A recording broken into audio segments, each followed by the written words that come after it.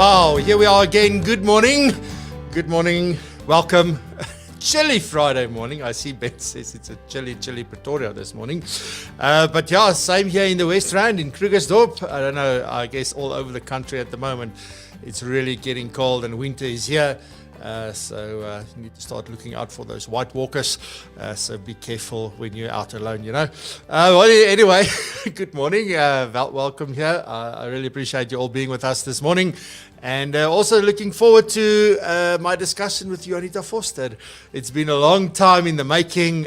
We've been connected for quite a while on social media, but not really getting to that point where I had the guts to ask her if she'd like to come onto the show. And then the door opened recently and I took the chance and she said yes. So really excited to have Juanita here this morning and to introduce her to you. Some of you may have seen her talk before, or maybe you've seen her on social media, or maybe I think she spoke at one of the FBI conferences, if I remember correctly. So yeah, absolutely amazing to have her here. And so thank you very much. Let's with that start off in the usual way and hear what the latest news is. And this morning again, I've got Mr. David Kopp with us from the Financial Planning Institute. And with that, over to David.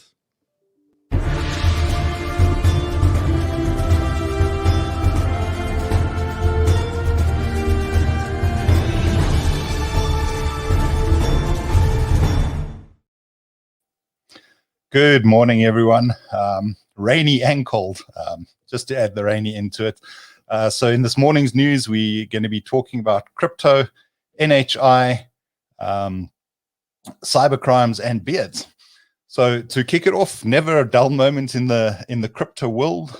So as reported on MoneyWeb, on Monday, SARS sent a notice to the three largest crypto exchanges, altcoin trader, Luno, Valar, and saying, yeah, we want to know about your clients who are on your crypto platform. So as we know, in 2018, SARS released a media statement with regards to their tax treatment on cryptocurrencies, and said it remains the taxpayer's responsibility to declare all cryptocurrency related taxable income.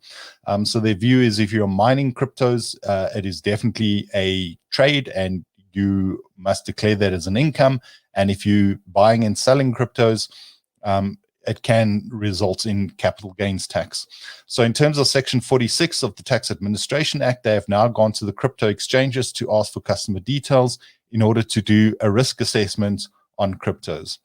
Then in response, a crypto company, Stratum, which operates out of Brazil, South Africa, Asia, and the UK, headquarters in Hong Kong, basically said, we definitely will not be sharing this information with SARS, whereas the other three crypto exchanges have in fact sought legal advice, and in terms of the Tax Administration Act, they are obliged to provide the information when requested by SARS, obviously respecting customers' privacies. So what will be very interesting is the fact that crypto assets have now been declared as a financial product in a draft regulation by the FSCA. If crypto exchanges refuse to cooperate with SARS, will they be allowed to operate legally in South Africa? So let's keep watching this space for crypto exchanges. Then on businesstech.co.za, it was reported on NHI as the parliamentary hearings into the NHI bill continues. So the question is raised about, how is the NHI going to be funded, which the bill is very light on.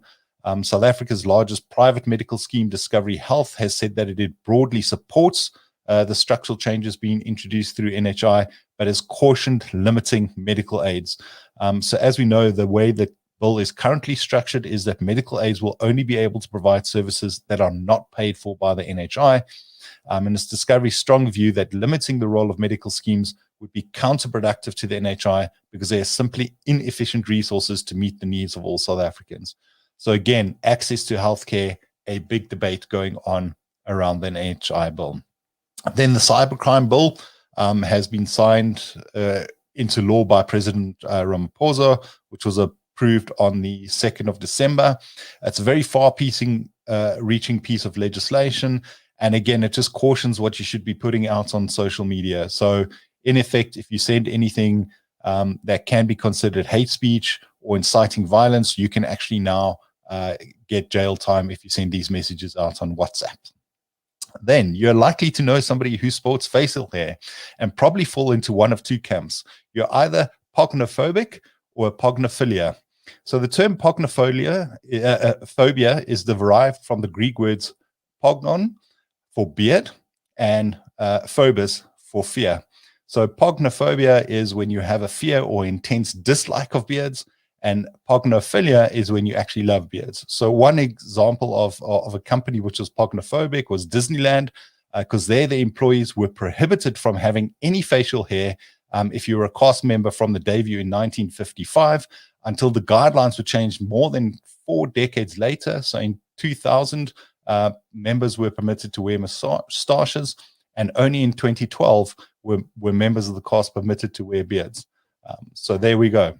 Which camp? Pognophobia, pognophilia. And thank you, Francois, back to you in the studio. Yeah, good stuff. I don't have an answer for you, David. It's something I have to go and contemplate. I do have a little beard. Like, this is about 100 years worth of growing, so it's not going well.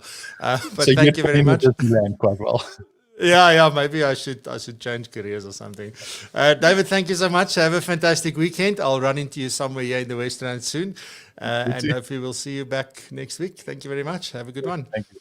You too, Francois. Bye. Awesome. And so obviously this morning, important for some personal development. It's something that I value quite a bit, and therefore we have it every single week here on the show.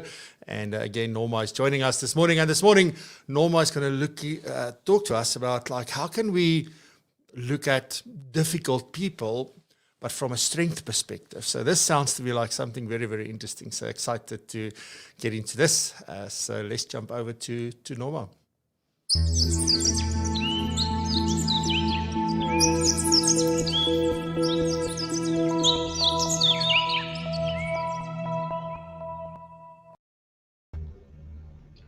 Good morning. Our topic for today is looking at difficult people through a strength perspective. So we all have those difficult people in our lives, and when we sometimes look around, it seems like everyone else seems to get along fine with this person. So what are we missing, or what are we not seeing in this person that makes it so difficult for us? So we all have our own definition of what a difficult person is, but it can look something like maybe someone that's very bossy, someone that's very manipulative, maybe someone that always wants their way, someone that is maybe complaining quite a bit, maybe someone that's rude, that is very disrespectful, and the list goes on. So why do I then find it so difficult or challenging with some people? So really it comes down to, we interpret other people's actions based on our values. So our values then determine how we see this person's actions, and then if it's desirable for us or if it's not desirable. So if this person's actions matches our values, then their behavior is desirable.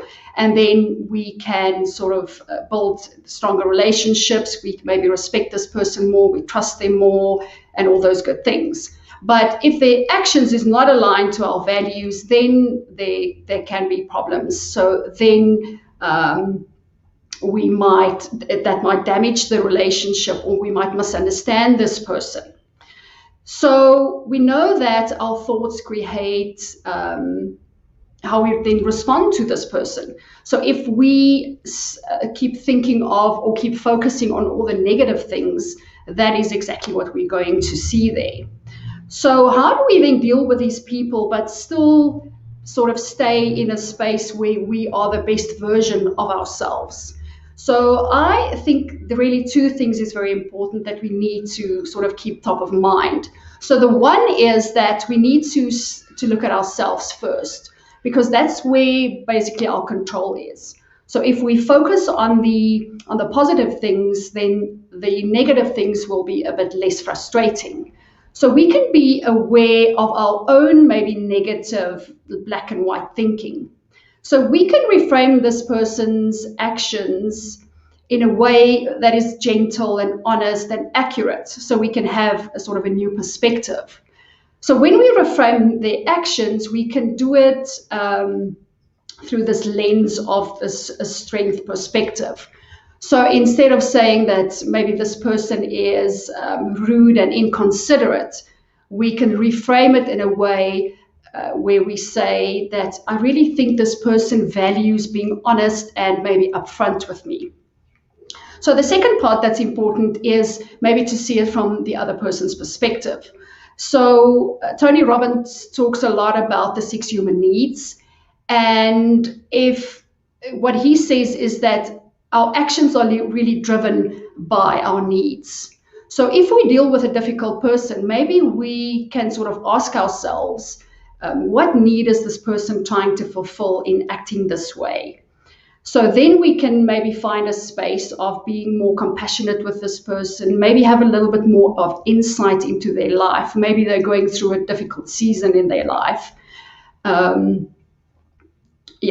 So then just to close off then maybe is we need to think about these difficult people in a way that serves us the best. So we need to control what we can, and that's basically looking inwards. And then we also need to look at it from another perspective. So these difficult people, we can't really just cut them out of our lives. It's part of our organizations. It might be a client. It might be a family member. So to serve ourselves the best, we need to do the deep work, or we need to see it from the other person's perspective. Thank you, Francois. That's what I have for you today. Awesome stuff. I do like the one thing that I like about, and you touched on something that I always also say, is that it's amazing. There's these people that, me or you or whoever, like you don't connect with this person, but yet they are somebody's best friend and they are somebody's confidant. And it's just amazing. Like, there must be something that one is missing there. And I believe sometimes it's just energy and frequency and maybe things like that as well. But definitely, something to say, well, I get along with difficult people the best because you know exactly where you stand with them usually. And that's what I enjoy. Although it's very difficult for me to make clear to other people where they stand with me. That's always like, I'm the teddy bear. It's a little bit difficult. But thank you, Norma. I think that was amazing. Have a fantastic weekend. Stay safe if you are out and about this weekend. It seems it's going to be a cold one. So I'll see you back next week. Great. Thank you. Thanks, everyone. Cool beans. Alrighty, so now we get to the featured section of the show, or the featured segment, where I get to speak to my amazing guest this morning. So just good morning to everybody. There's so many people here this morning over on YouTube as well as on LinkedIn. So thank you very much, and thank you for saying hi. We've got Sandra there saying hi as well, and Albert saying good morning over on LinkedIn. So thank you guys for joining us, and everybody else that I sort of said hello on the screen. There, I see Lalani said good morning, and all the usuals. So thank you so much, Adrian. It's been a while, so thank you for being here as well. And with that, so what can I say about my guest? It's just, and there's something I want to ask her right before we get into the interview itself, but I'll leave that for after the intro. But Juanita Vorster, she's an entrepreneur. She's a business author and a speaker, and a phenomenal one at that. And she's also known as the next CEO expert. And she is a self-proclaimed old millennial energy. So I want to ask her what that means exactly. And she's also the founder and strategist at That Point. And we're going to I want to ask her about what they do, because, some interesting things there. And she's also a former radio presenter, which means I have my job cut out for me. But on that note, so let's go over and introduce Juanita to you and get into a fantastic, energetic discussion this morning.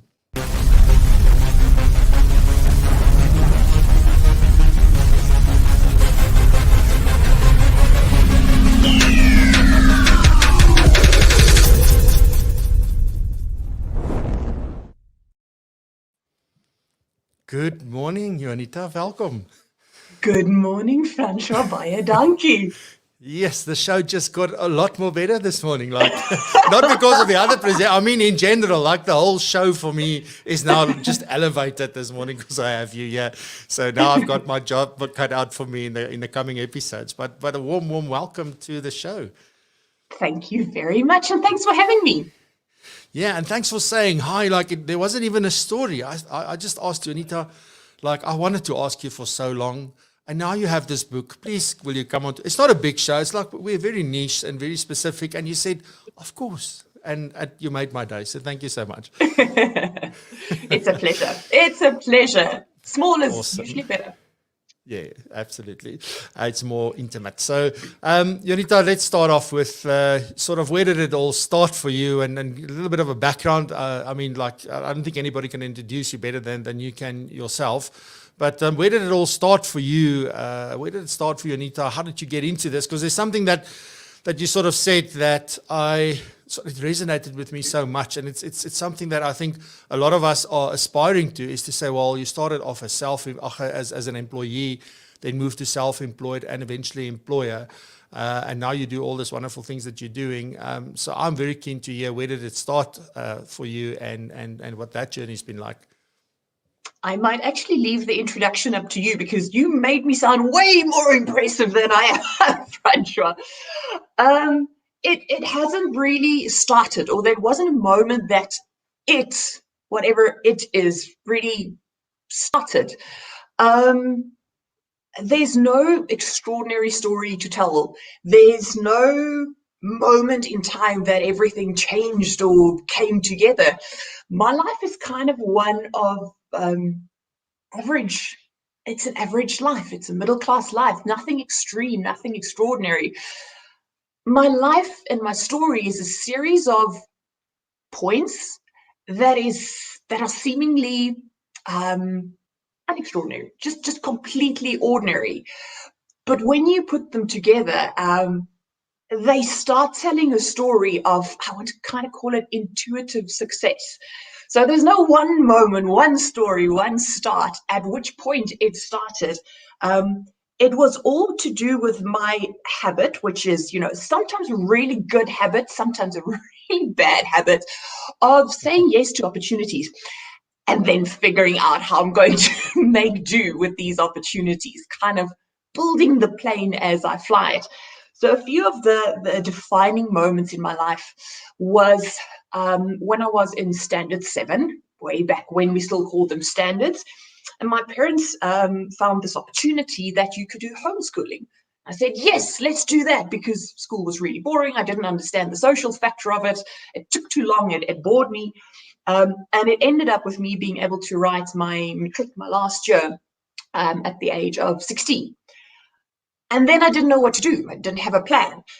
So I found out you can only really start your life in South Africa at the age of 18. 16 is kind of an in-between year. So I had to, in between years, touring the country with various teams, doing ministry to a bunch of school kids, and learning kind of that there is no one set way to do life. You can have different options. You can make different choices. And then the time came when I was 18. I had to grow up now and decide what I wanted to study. I went through all of the options and didn't really find something that interested me. When they ask you in school, what do you want to be when you grow up? I still don't know what I want to be when I grow up. So I didn't really know what to do. And then there you go. Who wants to grow up and who wants to know what the plan is going to be? Let's rather have some flexibility. There you go. And so I said, well, what is the thing? Because I've quickly realized that you need a piece of paper to get a job. So I said, what is the piece of paper that I'm going to get with the lowest amount of effort, the quickest, so that I can really start life, so I can start actually figuring out what I want to do with life? Someone told me about public relations. And I said, well, that's a 3-year course, giving me a diploma. You don't need a degree for it. Here we go. So I studied public relations because it was quick and easy. I got my national diploma and started working in not public relations. I started working for a software company, and the guys I worked with taught me about graphic design. They taught me to code. I learned about this whole new world that had nothing to do with what I studied or with my background or what my parents did, but it opened up new things for me. Then I left and did not PR. And so on it went. And I did various things within the sales and marketing sphere. I was never really satisfied with what I learned. Something was missing. I wanted to know more. I wanted to something was missing. And then it went on, and I became really good at marketing and went through my career. And I always wanted to know, well, how do I get that top seat? How do I get to the CEO seat? And through research and so on, I realized that marketing people don't get to the top seat. Finance people do. But here's the problem. When it comes to the numbers, this brain kind of shuts down and says, nope, I do not have a natural ability to work with numbers. So I had to find another way, but I had no plan whatsoever. Until a friend from college phoned me and said, I am immigrating. Do you want half of my PR agency and run it from here? So of course, story of my life, I said yes, completely unprepared, having no plan of what I wanted business to look like, having had no business studying experience, reading no business development books, and having no picture in my mind of what I would want my business to look like one day. And I think that is, if you want to say, where did it start? I think it started there, because all of the lessons I've learned in business as an entrepreneur and that I advise other people on now was based on, I said yes, I made a promise, I've got to keep this promise. I'm not going about it the traditional way. So what is going to work for my clients and what is going to work for me based on, as Norma said, my values. That's how it started. Fast forward a few years later, I met Roger Harrop. We seemed to click really well. He was twice my age, from the UK. There was no reason for us to meet, but we saw business exactly the same way. We said life can be simple, success can be simple. We've got this passion to share our stories, to share our lessons with others. And that brought about the 2 books. Awesome. And that was sort of my next question, is just around, like, how did you and Roger meet?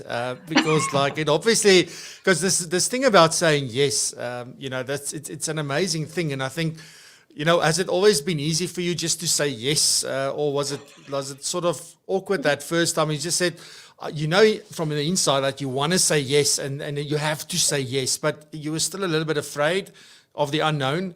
Or was it just all in, and because you were young, like, it didn't matter, because like when we're young, we don't think about what can go wrong. We just think about this is going to be awesome, and the older you get, the more difficult that seems to become. But then, I mean, as far as I have the story, like, you actually like read something and then you just decided to walk up to this guy. Like, is that what you did? Pretty much, yes. So that's what I'm saying. It could sometimes be a bad habit, because that fear that I hear other people have when they consider opportunities seem to not be built into my DNA. I miss that part. My story is always, yes, that's a great opportunity. It makes sense for my intuition. So I do not always say yes. You can ask my team, you can ask people around me. I am the first one to say no and stick to it when it does not make sense. But if my gut says yes, I listen to it, I go for it. And then usually, a day or 2 later, I go, really? Was that really the right option? How on earth are you going to get this done? And then suddenly this opportunity becomes this overwhelming mountain range. But I made the promise, so I've got to keep it. And I want to add that when you said, like, you made a promise to show up and to do, and like, it took me now back to last year, because that's how this show was born. Is one, well, I didn't just say yes, I was freaking afraid of what was going to happen to my business in lockdown. That was the thing. But then I made a commitment openly to say, I'm going to be here every single day. And this is how we got to where we are today. That was just the start. I mean, there's lots that happened in between, and people that was very gracious towards the show and connected us with people. And there's a whole host of things that sort of obviously came together. But the first decision was, like, deciding to just show up and to stick to that commitment, and that's probably also, like, yes and committing. Those 2 things are definitely, they go together. So I want to get into the book. And the book is called Staying in the Helicopter. And then what's that byline? The key to sustainable growth. The key to sustained profitable growth, not silver bullet overnight once-off profitability and give me the money and then run, but sustained profitable growth. So why a helicopter? Right, so why a helicopter? Now I need to introduce Roger Harrop to you really quickly. So Roger, from the UK, he has a similar story to mine, a little bit different start to it, but very much the end becomes a lot similar. He was a very young CEO appointed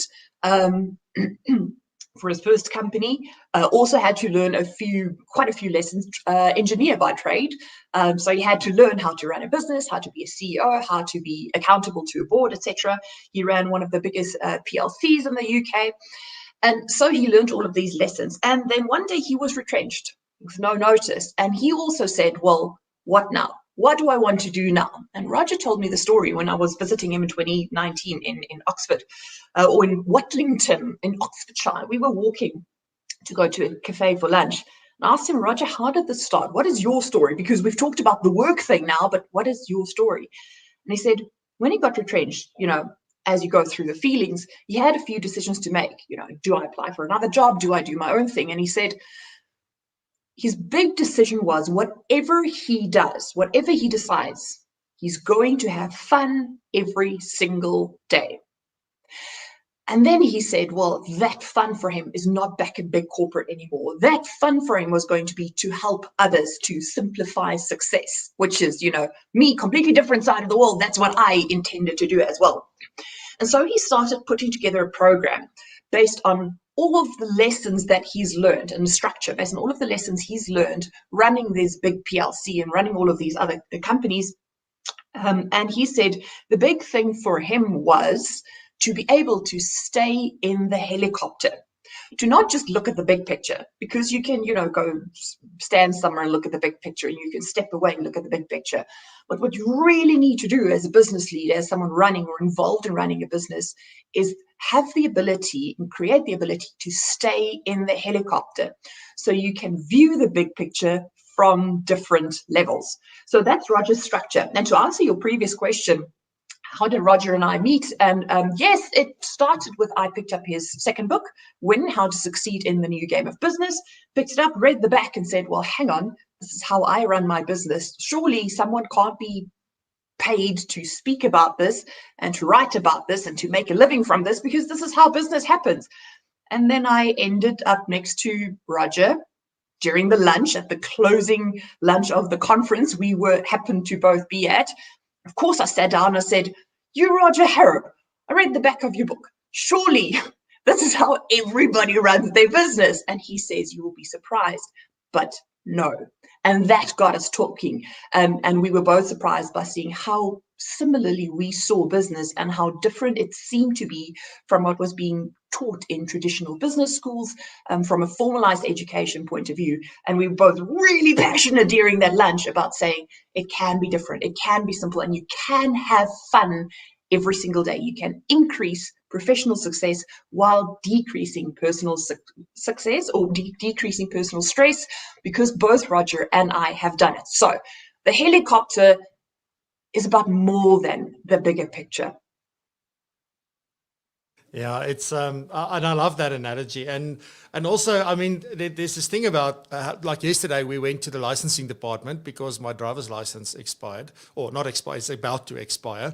So for the first time, I think in forever, I actually went there to renew it before that happens, albeit like a couple of days before. But I was that's not the point.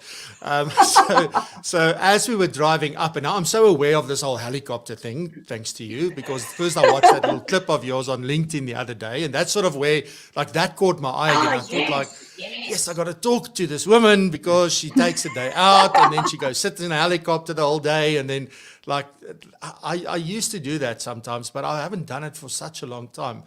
But as we were driving up, there's a little like airfield right there. As you come like up the hill and you go down to the licensing department, there's this airstrip there, and there's a guy there practicing flying a helicopter. So he's obviously busy with his license, or I don't know what he's doing, just getting his hours, blah, blah, blah. But he was hovering like very close to the ground, and then he flies like, and then like sort of the things that comes to mind if you think about a helicopter. Obviously, the first helicopter we all think of is Airwolf, of course.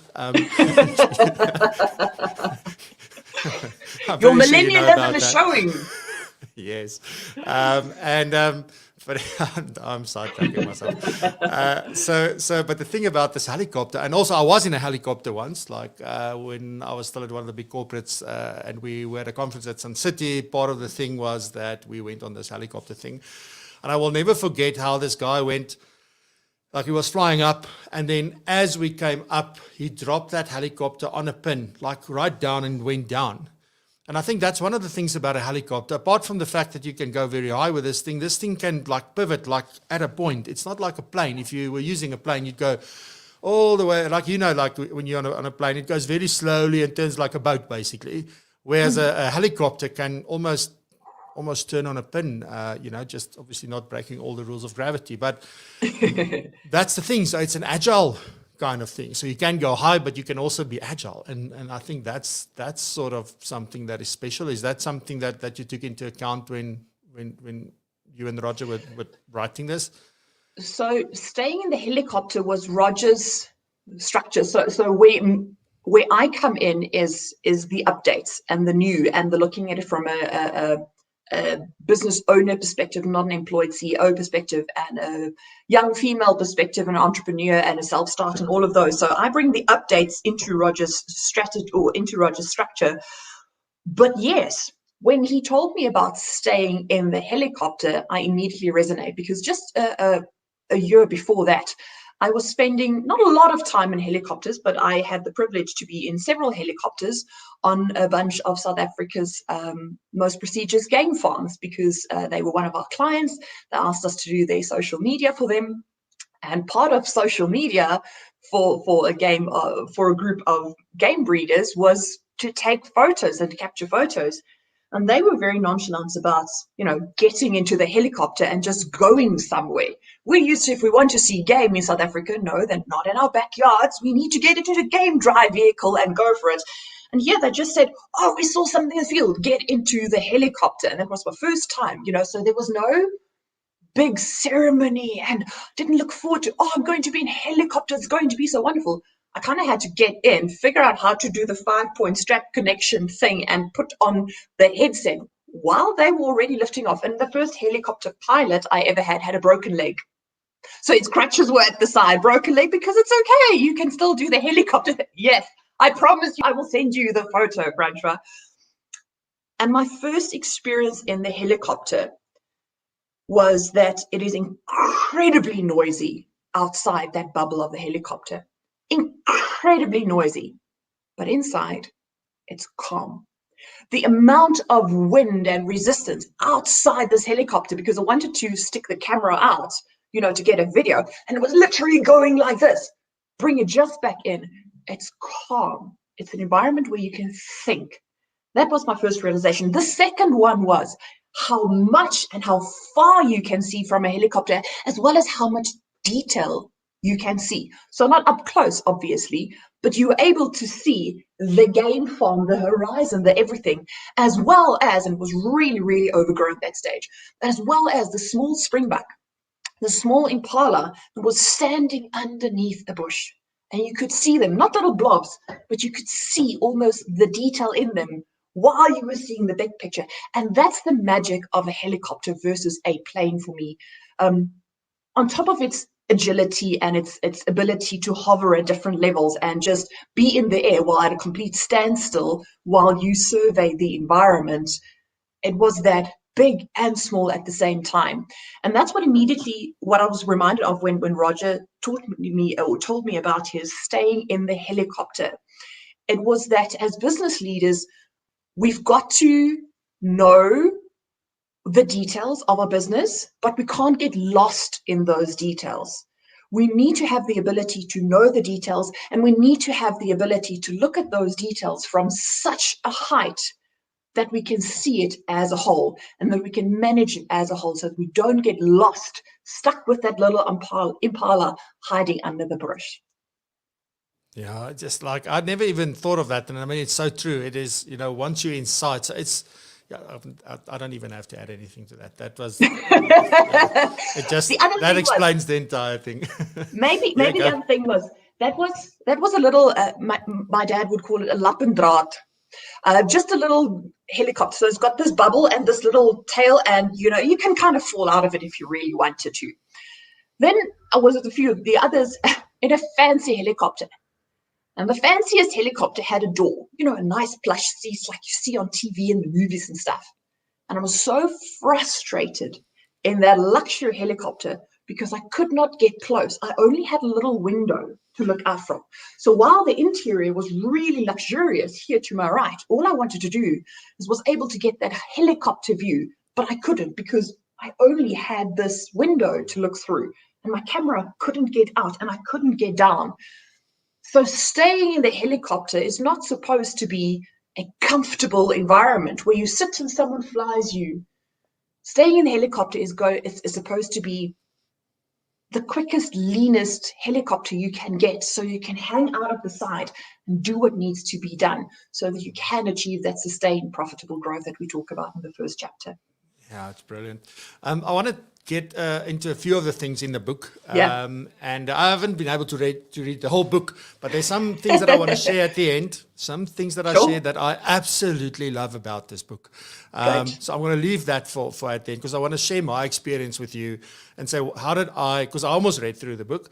And there's a few things that I want to share with you about the book, not the contents necessarily. We're going to get into some of the contents now, but like what was my experience with the book and how did what am I getting from the book at this point? So that's what I want to share at the end, right? Awesome. But this book starts off with what is the real objective? And that sort of, boom, like hit me, like, yes. And also that it's actually a moving target. Like if you really think about this, like this thing that I want you to share, like what is the real objective? But let's start there, Juanita, like you're in any business, because I think it doesn't matter where you're a one-person business or you have a multinational or even an international business. This is the same for all businesses. And what is that objective? You've got to know what the real objective is. And there's a reason we called it the real objective and not the word that we then use in that chapter. There's been a lot that's been said about purpose, but the way Roger and I in this book approach purpose is different from how it's become known and how it's become famous at this stage. Purpose is not the fluffy stuff that makes you feel warm inside. Not in this scenario. The real objective of any business is that business can either contract or grow, but it never stands still. And as a business leader, you've got to decide whether the purpose of the business is to sell it or to grow it. There is no other choice. You can't just have a business. You can't just live in the business. You can't just maintain a business. Are you going to sell it or are you going to grow it? You have no other choice. And then once you've made that choice, you run the business in a certain way to either sell it for the best price possible or to achieve sustained profitable growth. And when you're an employed CEO, so you're not the business owner, but you run the company on behalf of someone else, you've got to know what the purpose of the owners are. So not all the shareholders necessarily, sometimes in some companies, yes, the shareholders, but sometimes it's just that one person or that one family, whoever you're running the business for. What is the purpose of the business? Is it to sell it to the highest bidder, or is it to grow it? And Roger tells the story where he was appointed as CEO once, and he made the mistake of assuming that he was supposed to grow the business, and he's almost lost his job because of it. And I had the experience, my own business, talking about the moving target. I started my business as a response to someone that gave me an opportunity, and it fit in with where my life was going at that stage. My husband and I were deciding to start a family, so I said, well, this business will give me an opportunity to have more freedom, to be at home with the kids and all of those nice things. So it started out, the purpose of the business started out as being a lifestyle company to just fund the type of lifestyle I want to have. And then as the kids grew up and I started employing people, etc., it was in this lull phase of, it can't be the same as it was when I was on my own, but it's not a big company and I kind of don't know. So about 2 years of running the company, but not with a real objective in mind. So then I had to say, well, what is the purpose of my business now? Same business, same company, same everything, but what is the purpose of this business now? Am I going to sell it, or do I want to grow it? And for me, the purpose at that stage when I had to make the decision was, I am going to grow it. Right, how do you grow a business? And that's where the rest of the levels of staying in the helicopter comes in. Unmute. And that is where the thing is to start. And I think there was a story in there as well where there was another business, because he's worked in quite an interesting array of businesses. Like, look, I think Roger's 75 this year, or 74 or something. So, when we talk about the amount of stories we've got to tell, he needs to keep on reminding me that he's got a few years on me. Yeah, don't worry. Just tell me what you need. I'll give you a story. There you go. But it was the story where even different families, there was a family in a business where some were involved and some were not involved. And then like the animosity that started between them actually, and then how they then got in a room, and it took them like 4 meetings to figure out what this purpose is. But once they did, everybody started pulling in the same direction. So there's these powerful stories that illustrate just how important this is. And it's interesting to me that you say that there's only two things. I'm sure there's somebody here today like that's going to say to you, no, Juanita, I have a lifestyle business. So therefore, like, this is only like, all I want to do is just live my life, and I want to do good work. I don't necessarily want to grow. I just want to maintain what I have.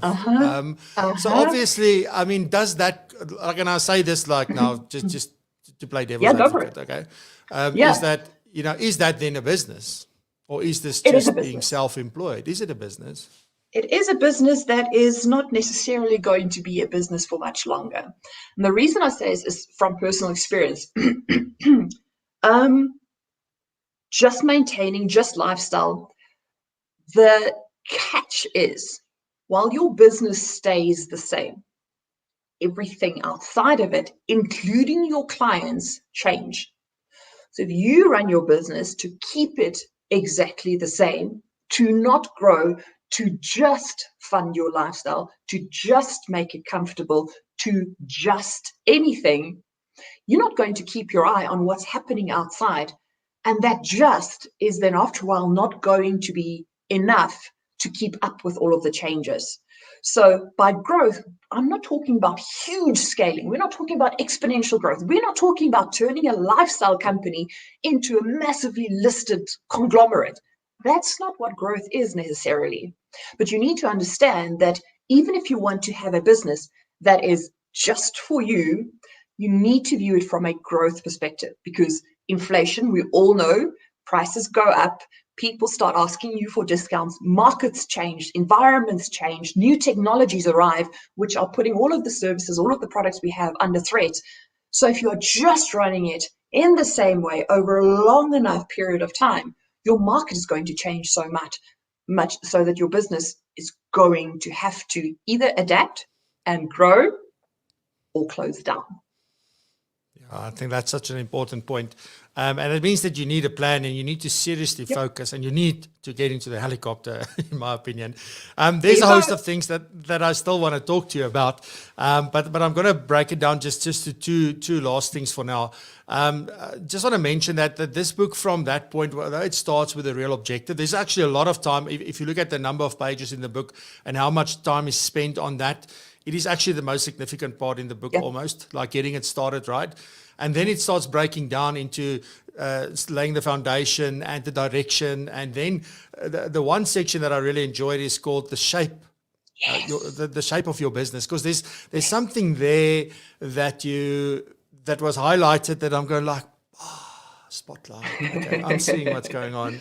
And there's this where they talk about like the businesses that do well are usually market leaders. And there's only sort of three things in which you can, or there are three basic drivers for that. So you're either a market leader because of your operational excellence, or because of your product and process innovation, or because of your customer intimacy.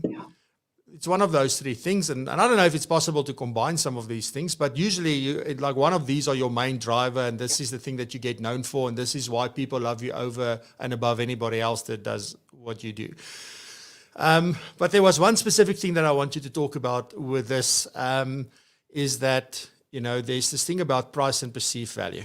So can you just allude on that just a little bit?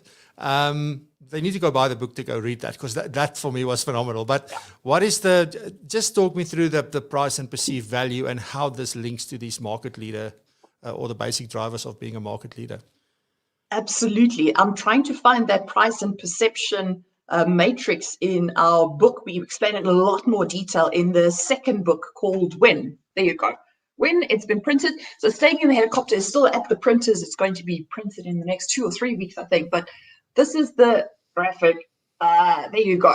That Francois is talking about on page 57 of When.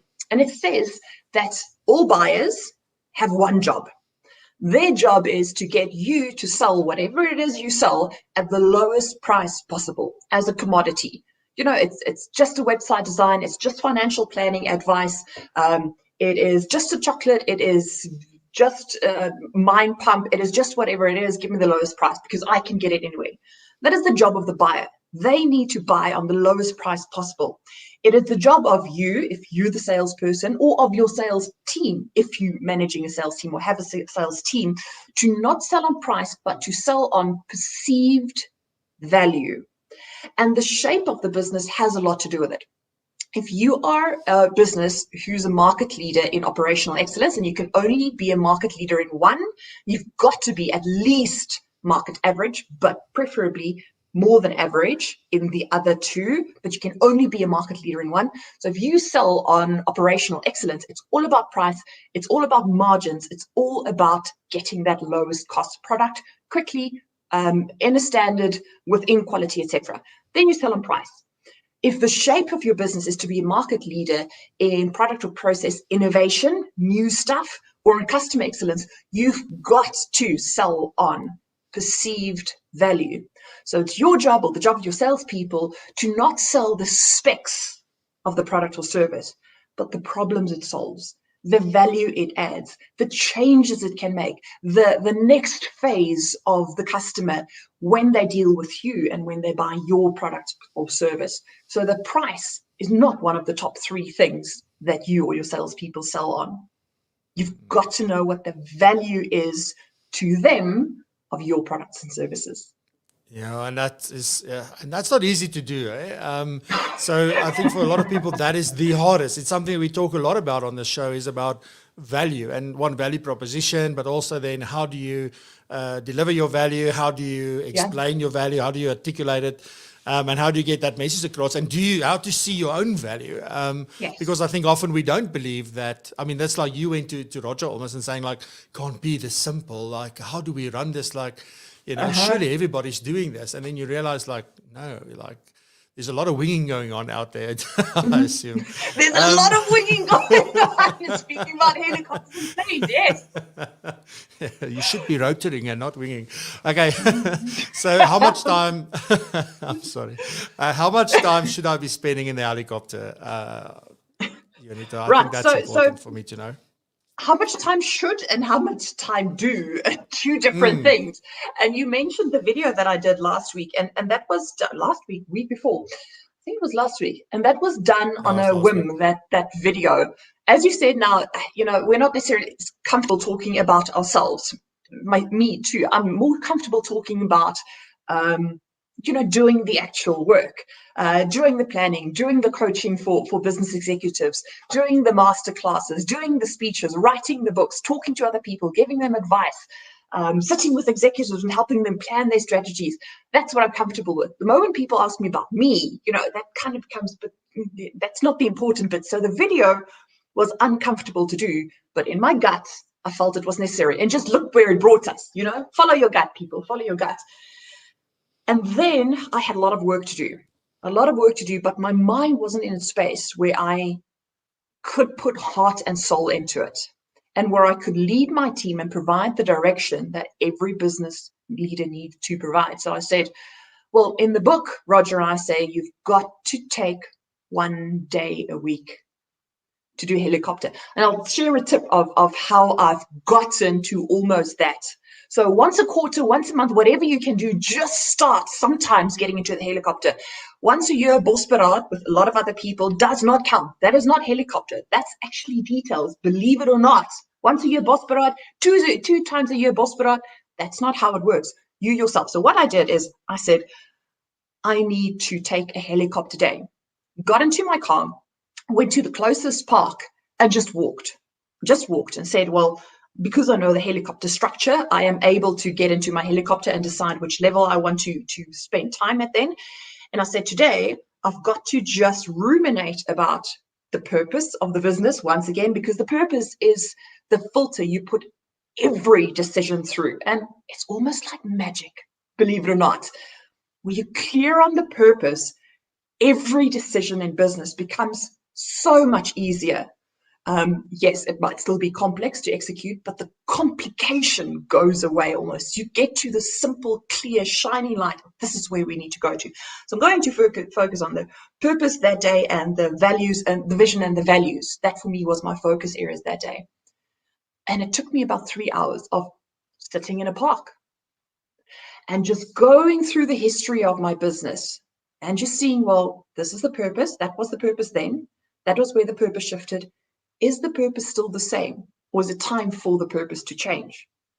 No, purpose is still the same. Right. What's the next level in my helicopter? What's the vision for the business? Go back to what was the vision? What is it now? Right, got the vision. And what's my grounding values?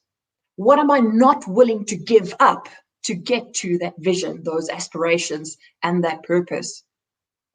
And it was like a light bulb moment. So it's not one big light bulb moment, but after 3 hours of sitting on a park bench, the head just spinning and spinning and spinning, I got my helicopter moment, my aha moment, and I was able to get back in my car, out of the helicopter, drive back and do what needs to be done to fulfill that purpose of my business and lead my team with belief and passion and courage in a direction that makes sense for the entire business and for our clients. So how often? Once a week would be great, but life happens, and I know the schedule of most CEOs. So how more often you can do it, the better. Here's the thing though, it doesn't matter about the frequency, it doesn't matter about the timing. The structure matters.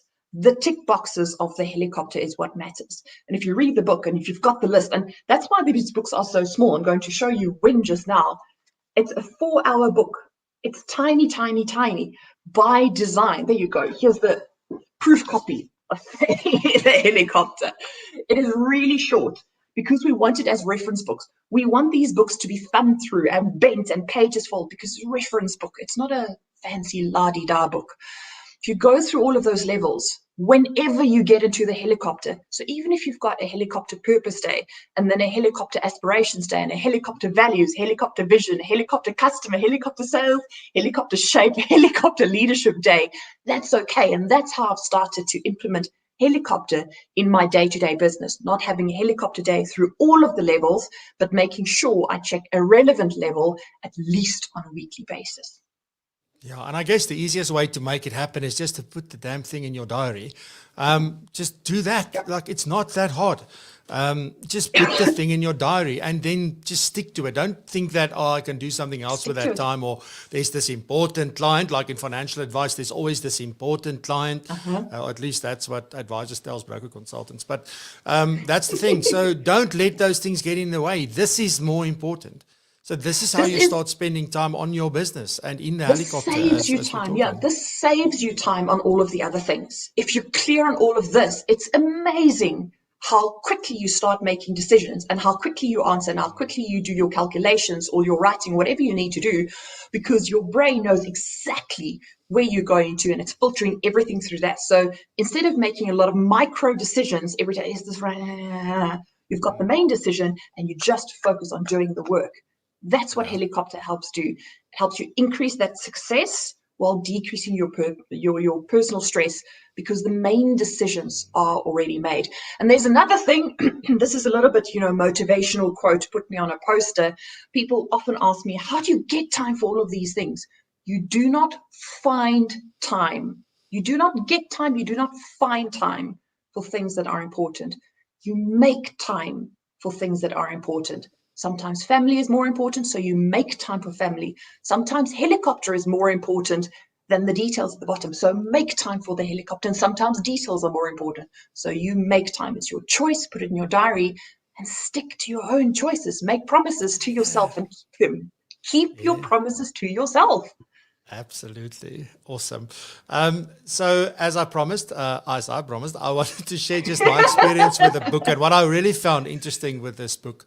And thanks for sharing the book with me before the time, because as you said, it's only being published now or being printed now. Yeah. So it'll be available. But the thing is that it's short and to the point. It's only 88 pages. So the helicopter book, so Staying in the Helicopter, is 88 pages. And that includes the all the legal stuff and the must-have and the topic list and all of that. It includes. It's not like the total book cover to cover is 88 pages with some blank pages in between. So and then the other thing is what I think is really amazing is how and I haven't seen the other, I haven't checked out one yet.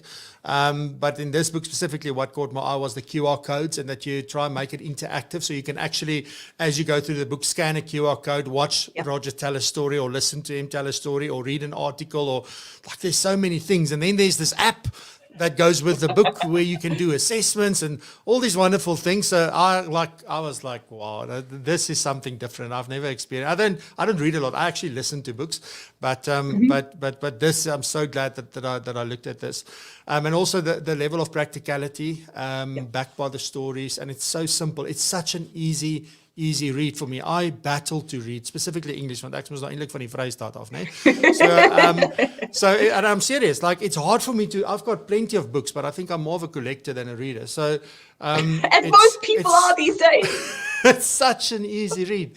So I just wanted to share that with you, Juanita, because that's what I really love about this book, apart from all the things, well, not all of it, but many of the things we all talk about, the mission, the values, the blah, blah, blah, blah. But the way that you and Roger come at this and you explain and all the stories and all the things just makes it so practical, because I think often we don't understand what people are trying to tell us, like, what am I supposed to do? And we think there's this way that a mission statement should be done, or there's this way for everything that they should be like this and that.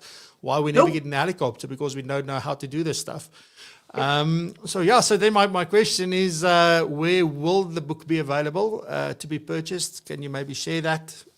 Yes, of course. Thank you very much. Here we go into the sales pitch. So you can already... But you only have 2 minutes, because then we need to wrap it up. So short pitch. Seconds. Yes. Go. The book is available for pre-order, and when is it already available for order? Through theceoexperts.com or JuanitaVorster.com, and I'm sure the French will be able to put those links for you if you just do a Google. Already there. Already down below. Yeah, already down below. Staying in the Helicopter available for pre-order, and when is already available for order. It's also available as ebooks on Amazon, and Staying in the Helicopter will be in about 3 weeks. And if I can really do the final sales pitch, if you want to stay updated, follow me on LinkedIn, because I tend to post everything on there. Yeah, awesome, because that was the last question. Where can we connect with you and with Roger? So I'm on most social media platforms, but it seems that LinkedIn is my game. So please do go and connect with me on LinkedIn. I am not snooty. I accept all connection requests, because business is about networking. Yeah, absolutely. Juanita, it was an absolute privilege. And thank you. Well. And you know what? I cancelled an entire segment for you, because this was going so well, and I enjoyed it so much that I thought, screw the last segment. I'm sorry. Thank you. No, this is amazing. So I can talk. There's so many things I have on here that I still wanted to touch on. There just isn't enough time. Let's do a follow-up. Let's do a follow-up, even Absolutely. if on a different platform, or let's just have coffee. I will be in touch. There you go. There you go. Awesome stuff, Juanita. Thank you so much to every single one of you that's been here this morning and for interacting. There's been a lot of interaction on LinkedIn and on YouTube. Thank you so much. I didn't see any questions come through, but a lot of people saying hi, and a lot of people just saying how amazing this chat is this morning. So thank you to every single one of you. Tell other people about the show. Get the word out there. Please help us share on social media and get it out. And Juanita, thank you so much. Have a fantastic weekend. Trust me, I will be in touch via LinkedIn. Although now I can also do it via WhatsApp. Yeah, but on that note, Okay, cool. So, ladies and gentlemen, have a fantastic weekend. I hope you had a lot of fun with us this morning. I didn't even have time to go get my coffee, so I'm going to have it now. But on that note, I'll see you soon. Same time, same place next week. And next week we have Lisa Linfield on the show, and also excited to chat to her. So until then, stay safe, keep well, and remember, raise the bar. Bye, everybody.